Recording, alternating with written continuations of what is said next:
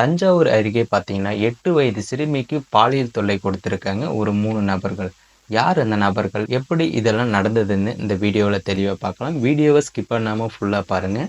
தஞ்சை மாவட்டம் பல்லம் பகுதியில் உள்ள ஒரு கிராமத்தைச் சேர்ந்த 8 வயது சிறுமிக்கு தொடர்ந்து 3 பேர் பாலியல் தொல்லை கொடுத்து வந்திருக்காங்க.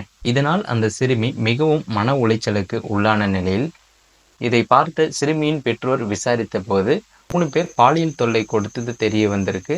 உடனே பார்த்தீங்கன்னா குறித்து பல்லம் அனைத்து மகளிர் போலீஸ் நிலையத்தில் பெற்றோர்கள் சிறுமிக்கு நடந்த சம்பவம் குறித்து புகாரை கொடுத்திருக்காங்க.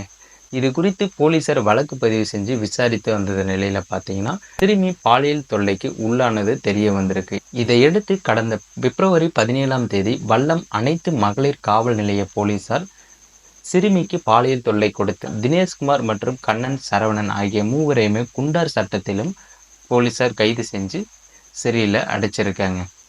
இந்த நிலையில் அமைச்சர் கடந்த பிப்ரவரி மாதத்தில் மகேஷ் பொய்யாமொழி கூறுகையில் வரும் கல்வி ஆண்டு துவக்கத்தில் ஜூன் மாதத்தில் தொண்டு நிறுவனங்கள் காவல்துறை சமூக நலத்துறை மூலம் ஏற்படுத்தி வரும் விழிப்புணர்வுகளுடன் கூடுதலாக பாலியல் தொல்லை குறித்து புகார் அளிக்கும் வகையில் மாணவர்களுக்கு விழிப்புணர்வும் ஏற்படுத்தணும்னு தெரிவிச்சிருக்காங்க. பாலியல் புகார் தொடர்பாக பள்ளி ஆசிரியர்கள் மீது 238 வழக்குகள் நிலுவையில் இருக்கிறது.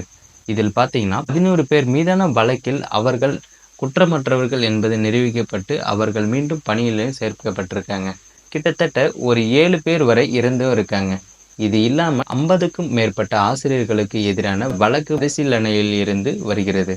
தவறு செய்பவர்கள் யாராக இருந்தாலும் அவர்கள் எந்த பள்ளியைச் சேர்ந்தவர்களாக இருந்தாலும் அதற்கான நடவடிக்கைகளை தமிழக அரசு மேற்கொண்டு வருகிறது. எனவே யாரும் அச்சப்பட தேவையில்லை. மாணவர்களுக்கான பாதுகாப்பை உறுதி செய்ய வேண்டியது அரசின் கடமை. தவறு செய்பவர்கள் யாராக இருந்தாலும் உடனடியாக நடவடிக்கை எடுக்கப்படும் என்றும் கூறியிருக்காங்க.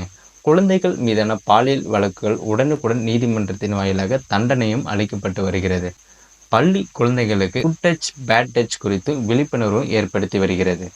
மேலும் பெண் பிள்ளைகளுக்கு நடக்கக்கூடிய பாலியல் வன்கொடுமைகள் மற்றும் குற்ற சம்பவங்கள் குறித்து உடனுக்குடன் தெரிஞ்சுக்கணும்னா மறக்காமல் நம்ம சேனல் சப்ஸ்கிரைப் பண்ணி தொடர்ந்து ஃபாலோ பண்ணுங்கள்.